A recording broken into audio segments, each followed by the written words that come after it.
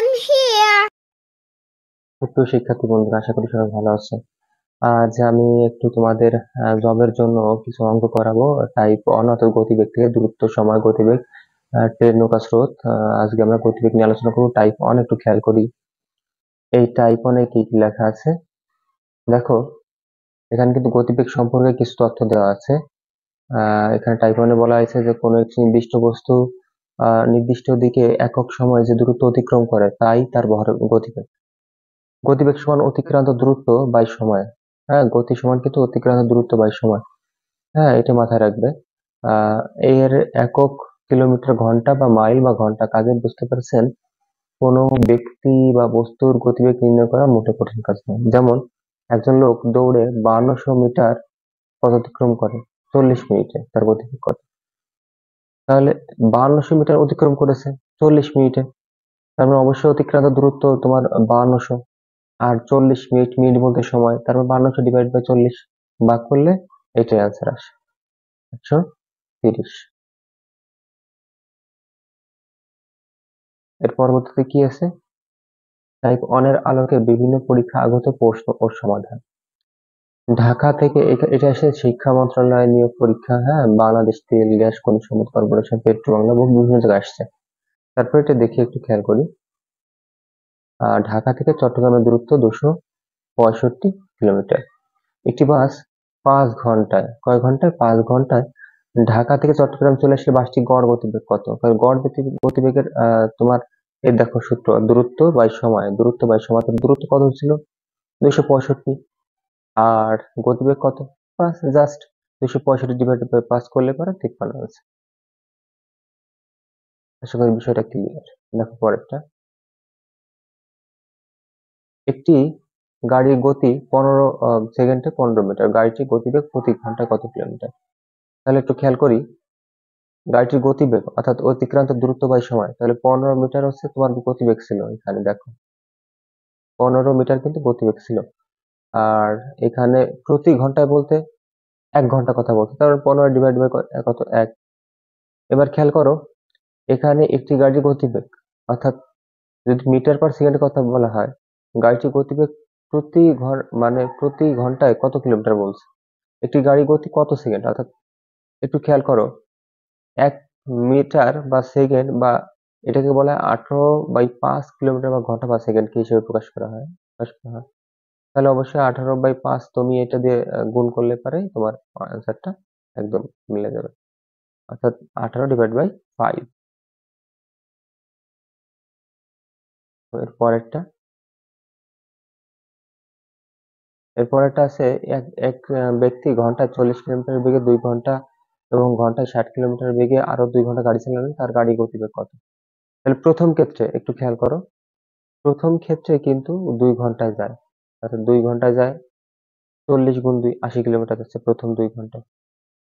দ্বিতীয় 2 ঘন্টা যাচ্ছে কত কিলোমিটার? 60 গুণ 2 তার মানে 120 কিলোমিটার। ঠিক আছে?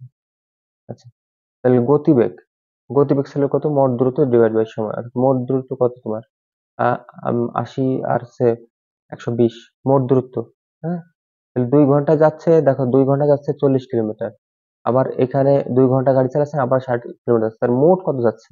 তাহলে 80 যোগ 120। তাহলে এই যে 2 ঘন্টার সময়, এই যে 2 ঘন্টার সময়, মোট হচ্ছে 4 ঘন্টার সময়। তার মানে 4 দিয়ে ভাগ করলে 50 কিলোমিটার বা ঘন্টা, এটা অ্যান্সার আসবে। আশা করি বুঝতে পেরেছো। তাহলে আমরা পরেরটায় যাই। প্রথম 3 ঘন্টা 50 মাইল বেগে যায়, তবে শেষ ঘন্টায় সে কত মাইল বেগে যাবে একটু খেয়াল করো। একটা ট্রাক, হ্যাঁ, একটা ট্রাক ড্রাইভার 4 ঘন্টায় 180 মাইল যাচ্ছে, 4 ঘন্টায়। তাহলে একটু খেয়াল, সে প্রথম 3 ঘন্টা যাচ্ছে 50 মাইল, প্রথম 3 ঘন্টা। তার মানে আমার প্রথম 3 ঘন্টা যে সে 50 মাইলে যাচ্ছে। তাহলে এই ট্রাক ড্রাইভার 4 ঘন্টায় 180 মাইল যাচ্ছে, অবশ্যই ভ্রমণ করতে হবে।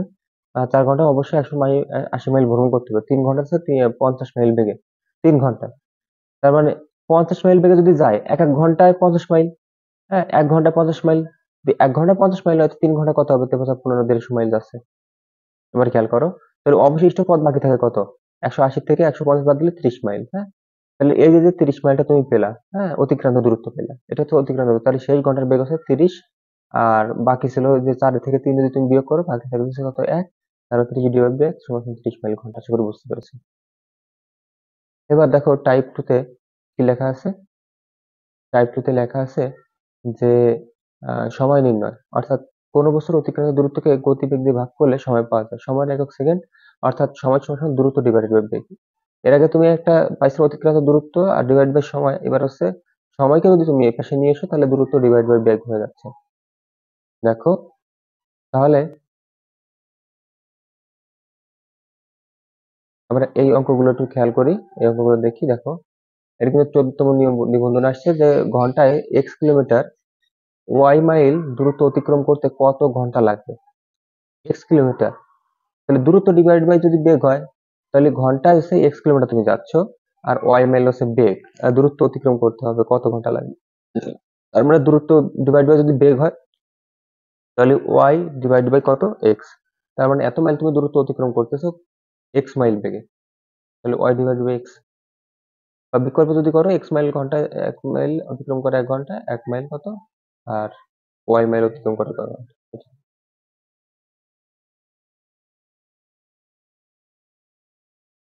একটু খেয়াল করি পরেরটায়।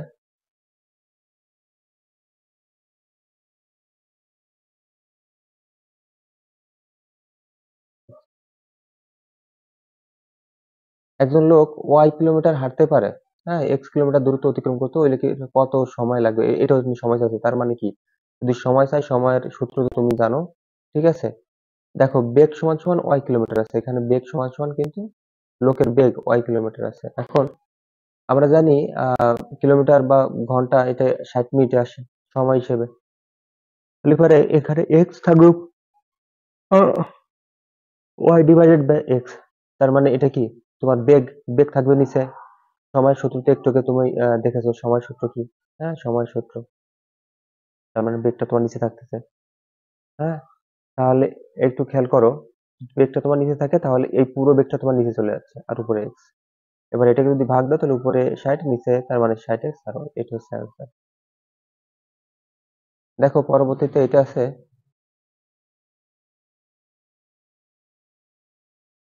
যে একটি বাস ঘন্টায় 60 কিলোমিটার বেগে চলে, বা 120 কিলোমিটার যেতে কত সময় লাগবে? এটাও দূরত্ব ডিভাইড বাই সময়। এটা কিন্তু সময় চেয়েছে, তাই দূরত্ব ডিভাইড বাই কত সময়, শর্টকাট পদ্ধতি। তাহলে 120 উপরে চলে যাবে, 60 নিচে চলে যাবে। একদম সিম্পল অঙ্ক ছিল এটা। পরের অঙ্কটাও দেখো একদম সিম্পল অঙ্ক। পরেরটা যদি তুমি দেখো,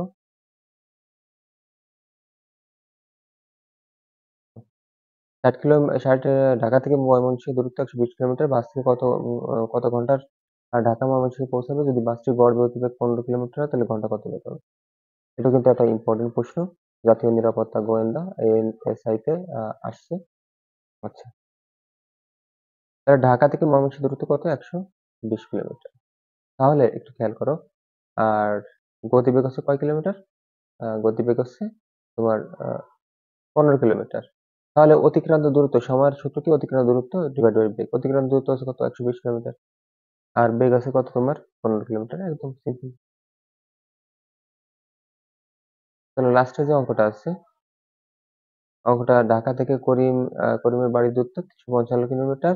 আহ থেকে রওনা হলো 339 কিলোমিটার যাওয়ার পর বাসটি নষ্ট হয়ে যাওয়ায় বাকি পথ রিক্সায় গেল।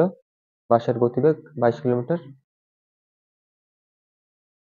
তোমরা এটা গতিবেগ 6 কিলোমিটার বা ঘন্টা পৌঁছাতে করিমে কত সময় লাগবে? তোমরা এটা পাশাপাশি করে ফেলো। দেখি তোমরা কি পারো এবং কমেন্টে জানিয়ে দিও। কমেন্টে এটা অবশ্যই এই প্রশ্নের উত্তরটা তোমরা দেখিয়ে দিও আমাকে।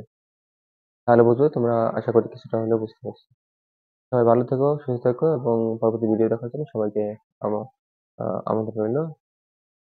এবং যারা নতুন আছে ভিডিওটি ভালো লেগে থাকলে অবশ্যই চ্যানেলটি সাবস্ক্রাইব করো। সবাইকে অসংখ্য ধন্যবাদ।